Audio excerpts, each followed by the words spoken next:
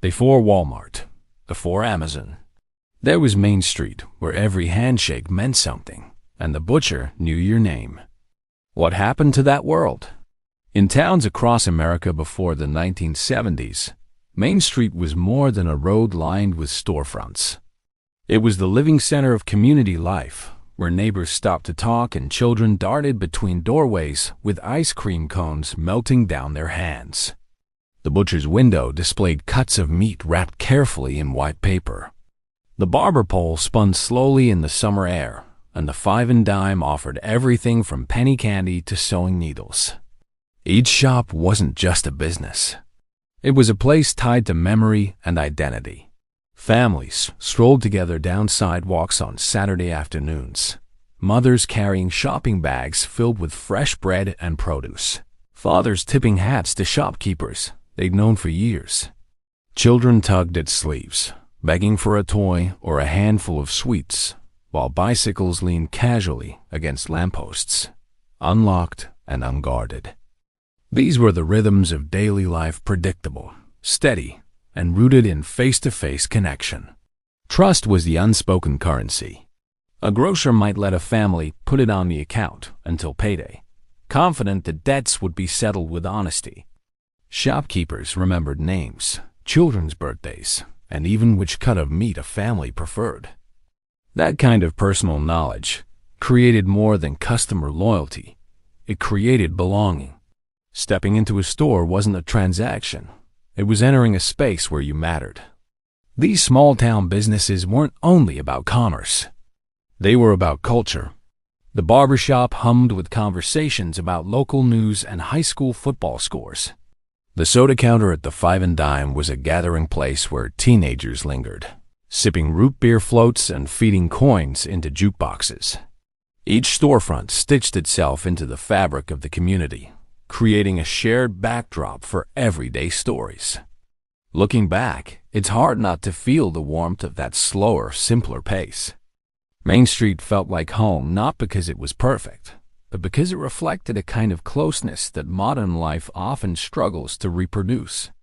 Every creaky wooden floorboard, every jingling doorbell, every handwritten receipt carried a sense of humanity that can't be replicated by self-checkout lanes or online tracking numbers.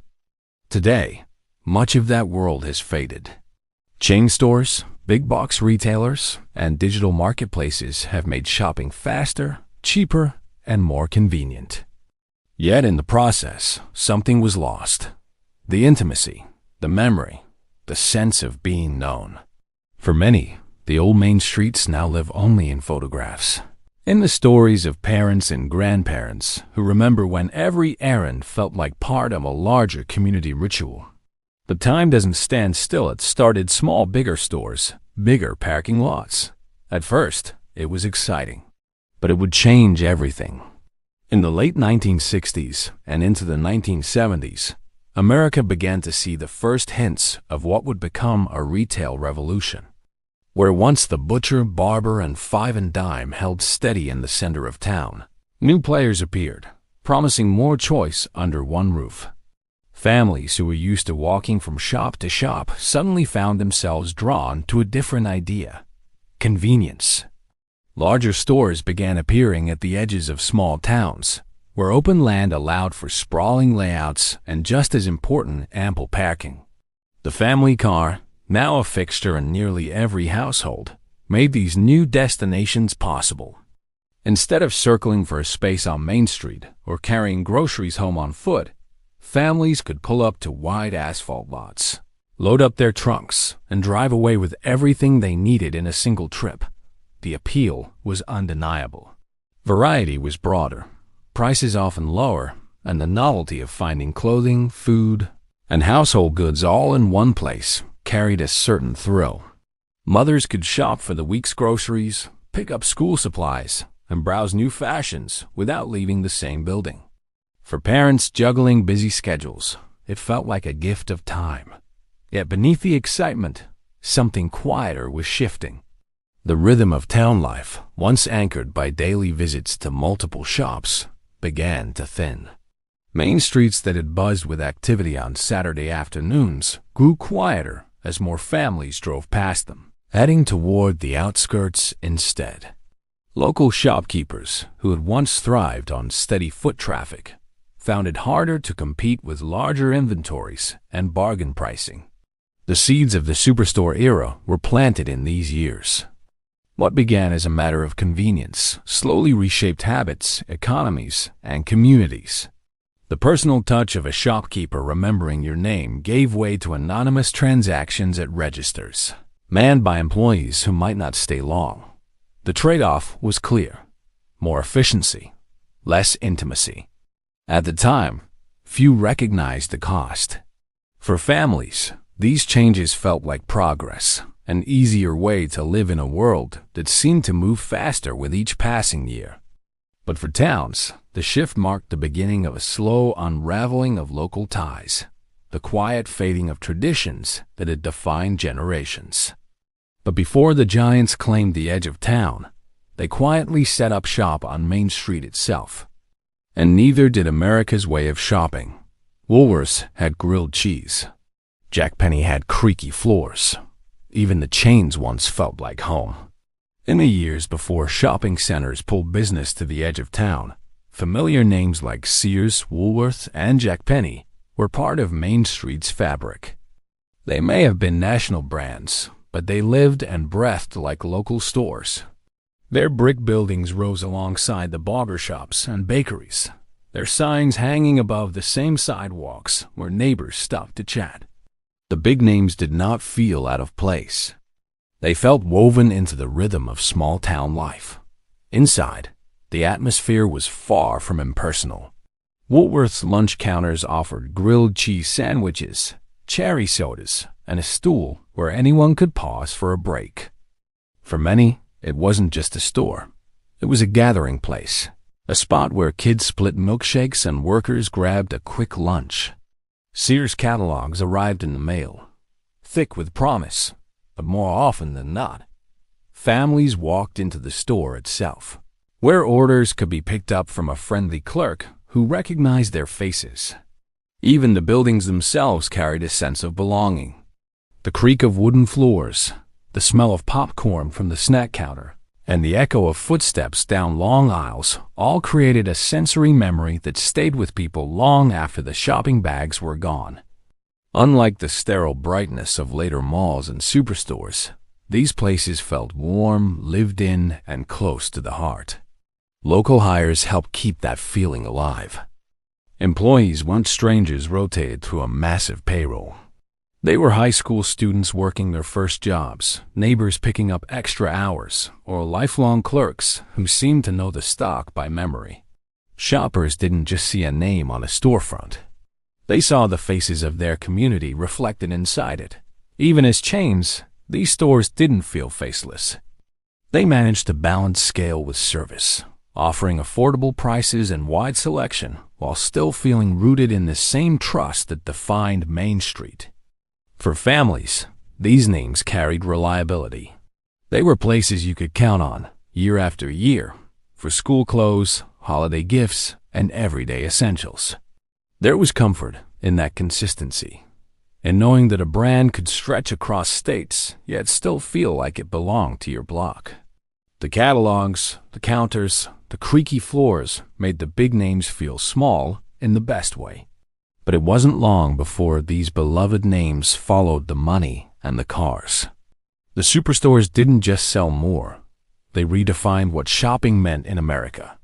By the 1980s and 90s, the landscape of retail had changed beyond recognition. Malls and sprawling shopping centers spread across the country, pulling customers away from the heart of town. The promise was simple but powerful. Everything you needed, under one roof, with acres of parking outside to make the trip easy. What once required a stroll down Main Street could now be done in a single stop, with fewer distractions and often at a lower price. Big box stores quickly became the new standard. Their buildings, vast and uniform, rose like monuments to efficiency. Step inside one in Ohio or Arizona, and you'd find nearly the same aisles, the same layout, the same fluorescent glow. This standardization was its own kind of convenience. No matter where you lived, You knew exactly what to expect. But in the process, something intangible slipped away. The quirky details that once defined local shops were replaced by sameness. The butcher who greeted customers by name was replaced by a meat department clerk. The soda counter with its laughter and clinking glasses vanished, traded for a food court designed to keep people moving.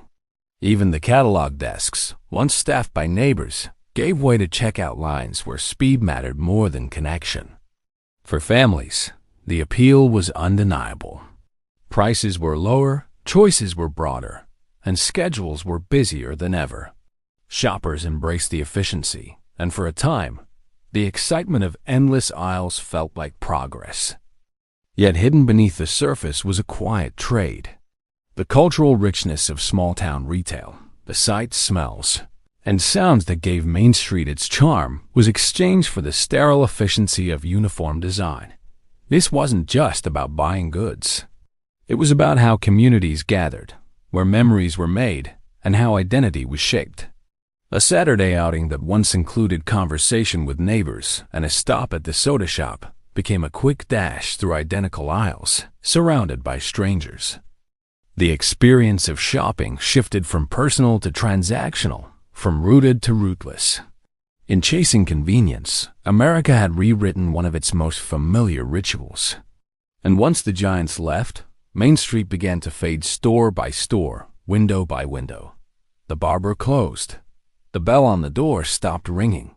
And just like that, Main Street went quiet. For decades, the heart of town had pulsed with steady rhythm.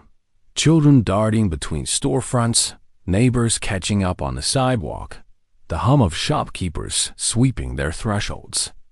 But by the late 20th century, that hum began to fade.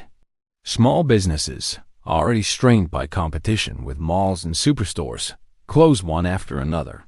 Some shuttered with handwritten thank you notes taped to their doors.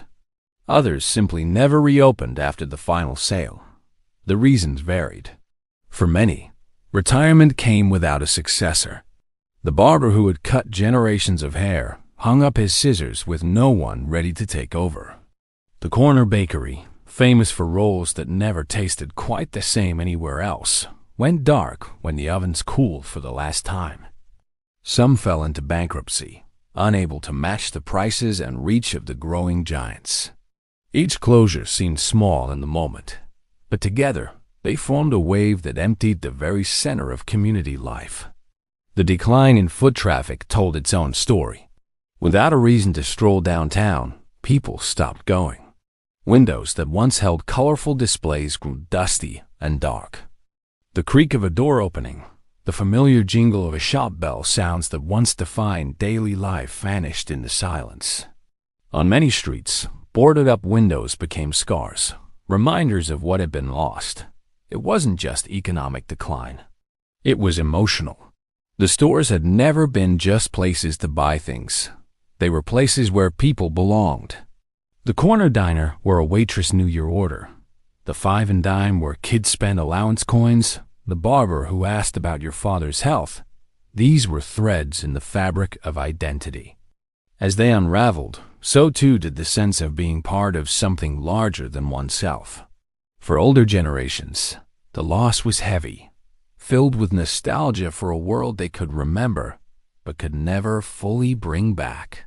For younger generations, the loss was subtler yet more profound. They grew up never knowing what it meant to feel at home in a downtown that buzzed with life. To them, empty storefronts weren't memories of what once was. They were simply the landscape of their present. The collapse of the community wasn't only about where we shopped. It was about who we were when we gathered. And when the gathering places disappeared, so did a piece of America's soul. But it wasn't just stores we lost. It was something deeper. We gained speed, but lost our stories. Was it really worth it? For much of the 20th century, shopping was never just about the exchange of money for goods. It was a ritual layered with connection and familiarity. A clerk remembered your children's names. A shopkeeper asked about your mother's health. And the act of buying something carried within it a small piece of relationship. But as the tide of progress swept across America, those small gestures began to vanish. Efficiency became the new measure of success. Instead of conversation at the counter, there was a quicker checkout line. Instead of knowing the person behind the register, there was a rotating cast of strangers. The warmth of recognition gave way to the speed of transaction. Prices were lower, hours were longer, and choices were broader. But something that had once been central to daily life slipped quietly into the past. In its place came a new kind of emptiness. Loneliness and disconnection crept into the very spaces where people had once gathered. Malls filled with people, yet felt impersonal. Big box stores overflowed with goods, yet offered no sense of belonging. The act of shopping became more efficient, yes, but also more isolating. A quick errand was now just that quick, detached, forgettable. Traditions that had once anchored generations dissolved in the rush toward faster and cheaper. The Saturday outing downtown, the ritual stop at the soda counter, the shared familiarity of neighborhood shops, all were erased by convenience. The cultural stories that had lived in these places, the way a town passed on its identity through its shopkeepers, its storefronts, its gathering spots were cut short in favor of streamlined aisles and self-service checkouts. The debate has always lingered in the background. Was this progress, or was it a quiet trade that cost more than we realized? America gained affordability, abundance, and speed, but it lost the quirks, the stories, the sense of being seen. We became consumers first and neighbors second, our communities reshaped by the cold calculus of efficiency. Progress can't be undone, but it can be questioned. And when we look back at what slipped through our fingers, it's hard not to wonder whether the cost was too high not in dollars, but in meaning. And just when Main Street thought it couldn't get worse, something even bigger arrived. Then came Amazon, and the store in your town became a website. In the late 1990s, a new kind of revolution swept through American life. At first, it seemed small, almost experimental. The idea of buying a book online, ordering a CD without stepping foot in a store. But within just a few short years, the world of retail was turned upside down. What had once taken decades to shift from Main Street to malls, from malls to big box stores, now collapsed almost overnight under the weight of the internet. The rise of online shopping was sudden and massive. With a few clicks, people could browse endless shelves, compare prices instantly, and have goods shipped directly to their door. By the early 2000s, the appeal was irresistible. Why fight for parking or stand in line when 2-day shipping could deliver nearly anything? Convenience, once the promise of the mall, had been outdone on a scale no one could match. The fallout was brutal. Iconic chains that had once defined American shopping, Sears, Kmart, Jack Penny, saw their foundations crumble. Once pillars of trust and familiarity, they failed to compete with the speed and reach of online giants. Store after store closed, not just in small towns, but in cities across the country. For many, it felt like watching a part of their past being erased in real time. Traditions that had survived generations finally disappeared. The holiday trip to the department store, the ritual of flipping through glossy catalogs, the excitement of wandering aisles with family all gave way to shopping carts that existed only on screens. Where shopping had once been a shared activity, filled with sights, sounds, and memories, it became faceless and intangible, reduced to pixels and shipping labels. Detachment followed. Buying something no longer required stepping into a community, no longer meant exchanging a smile with a cashier or running into a neighbor in the aisle. It was quick, efficient, and utterly isolating. The story was gone, replaced by tracking numbers and delivery estimates. The thrill of discovery became a search bar, and the ties that once bound people to place were quietly severed. For all its advantages, the digital avalanche left America with a void. Something vital had been lost, not just the stores, but the sense of belonging they carried. But just as it all seemed lost, something surprising began to happen. A new generation is discovering the charm of old storefronts and breathing life into the past. After decades of decline, small towns and historic districts are beginning to stir again. What was once left to crumble is now being polished back to life as communities rediscover the value of their roots. Restored brick facades now shine where plywood once covered windows. Retro signage returns, evoking the style and spirit of an earlier era. Walking through these streets feels like stepping into both the past and the future, at once familiar yet renewed. Farmers markets and craft fairs have become anchors for this revival. Where once department stores ruled, rows of tents now brim with fresh produce, handmade goods, and conversations between neighbors. Shoppers browse not just for what they need, but for the experience itself, the chance to connect with people behind the products, to taste something grown nearby, to take home something crafted by hand. In a world of sameness, these small details stand out as rare and meaningful. Artisan shops and local cafes are finding new life in buildings that once stood empty. Young entrepreneurs, drawn to authenticity, are filling these spaces with creativity and care. Each storefront tells its own story, layered with history yet alive with fresh energy. The hum of activity, once thought gone for good, is returning in ways that are both old-fashioned and brand new. At the heart of this revival is pride in place, in heritage, in community. The Shop Local movement has become more than a slogan. It's a way of reclaiming identity.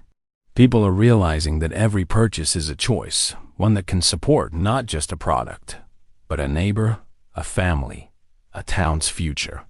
This shift is subtle yet powerful, restoring bonds that were frayed by decades of detachment. Events now bring people downtown again, seasonal festivals, parades, concerts under the lights. These gatherings echo the days when Main Street was the center of life, while also adapting to modern tastes. Nostalgia plays a role too. The longing for what was lost has become fuel for creating what can be regained, reminding us that history isn't just behind us, it's something we can carry forward. The return of roots doesn't erase the past decades, but it shows that even after the storm, the foundations remain. America is remembering that connection matters more than convenience, and that the stories we tell through our towns still shape who we are, because no matter how much changes, one truth still holds. Main Street isn't just a place. It's a feeling. And in some towns, it's coming back to life. The story of America's shops, streets, and gathering places is not just about what was lost, it's about what remains. Through every shuttered storefront and every faded sign, a deeper truth still lingers. People crave connection. They crave the warmth of being known, the comfort of familiar faces, the rhythm of belonging. That longing never vanished, even when Main Street seemed to fade from view. For some towns, revival has already begun. Old facades are being restored, neon signs are glowing once again, and the hum of life is returning to blocks that once sat silent. Yet these places don't look exactly as they did in the 1960s. They carry modern twists, coffee shops alongside antique stores, co-working spaces next to diners, farmers markets filling the gaps where department stores once stood. It's a blending of past and present, rooted in the same desire for community. Main Street has always been more than its bricks and mortar. It has stood as a symbol of America's heart, an image of togetherness, trust, and shared experience. Even when the buildings closed, the memory of what they meant lived on in generations who remembered walking those sidewalks, sharing those meals, and hearing those bells ring above the door. Nostalgia is powerful not just because it recalls the past, but because it reminds us what we still need today. Preserving Main Street doesn't mean turning back the clock. It means carrying forward the values it represented. Connection over convenience, story over speed, people over transactions. Every time someone chooses to shop local, to linger in conversation, to support a neighbor's dream, they are keeping that legacy alive, and the memories still matter. Each story of a corner shop, a soda fountain, A Saturday downtown adds to the collective reminder that America was not only about progress, it was about people. That truth endures, waiting for each new generation to rediscover it in their own way. Because Main Street never really left. It lives on in memories, in values, and in the quiet revival happening across the country. The heart of America still beats there, steady and strong, whenever people choose to gather, connect, and belong. Share your favorite Main Street memories in the comments below, because telling them is how we keep them alive.